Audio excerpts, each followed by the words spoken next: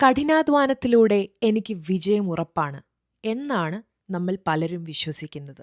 നമ്മൾ എത്ര hard work ചെയ്യുന്നല്ലേ നമ്മുടെ കരിയർ ബിൽഡ് ചെയ്യാനായിട്ട്, ഫാമിലി ബിൽഡ് ചെയ്യാനായിട്ട്.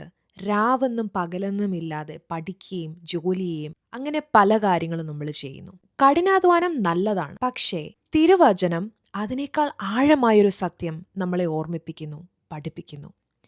സങ്കീർത്തനങ്ങൾ 127:1. യഹോവ വീട് പണിയുന്നില്ലെങ്കിൽ പണിയുന്നവർ വൃഥ അധ്വാനിക്കുന്നു. നമ്മൾ എന്തൊക്കെ എഫേർട്ട് കൊടുത്തെന്ന് പറഞ്ഞാലും സ്റ്റിൽ ഒരു ശൂന്യത നമ്മൾ ഫീൽ ചെയ്യുന്നു. റെസ്റ്റ്ലെസ്നെസ്, ഒരു മനസ്സമാധാനക്കേട്, എവിടൊക്കെയോ മിസ്സിംഗ് ആയതുപോലെ ഒരു അനുഭവം. എന്ത് അപ്സെറ്റിംഗ് ആണല്ലേ അത്. കാരണം ദൈവമില്ലാതെ ഒരു വിജയവും പൂർണ്ണ വിജയമായി നമുക്ക് അനുഭവപ്പെടുകയില്ല. ഇവൻച്വലി ശൂന്യത മാത്രം.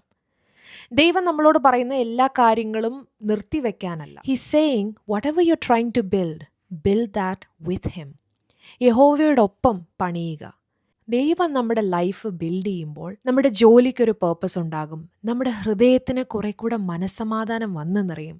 നമ്മുടെ ജീവിതത്തിനൊരു ബ്യൂട്ടിഫുൾ മീനിങ് തന്നെ വന്നു ചേരും. പുതിയ നിയമത്തിലെ യാക്കോബിന്റെ ലേഖനം 4:15 നമ്മളെ ഇങ്ങനെ ഓർപ്പിക്കുന്നു: കർത്താവിന് ഇഷ്ടമുണ്ടെങ്കിൽ ഞങ്ങൾ ജീവിച്ചിരുന്ന് ഇന്നത് ചെയ്യും എന്നല്ലയോ പറയേണ്ടത്. നമ്മുടെ കഠിനാധ്വാനം, പ്രശസ്തി, മഹിമ, കഴിവ് ഇവയൊക്കെ കൊണ്ട് എല്ലാം സാധ്യമാകും എന്നുള്ളത് ഒരു മിഥ്യാധാരണ മാത്രമാണെന്നും കൂടെ ഈ വാക്യം നമ്മളെ ഓർമ്മപ്പെടുത്തുന്നു. അതായത് ഓരോ കാര്യത്തിലും ദൈവത്തിനെ കൂട്ടുപിടിക്കുക, ഒരു ഫ്രണ്ടായിട്ട്.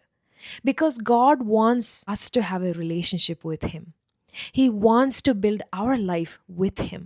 നമ്മുടെ ജീവിതം അവനോടൊപ്പം പണിയുവാനാണ് അവൻ ഏറ്റവും കൂടുതൽ ആഗ്രഹിക്കുന്നത്.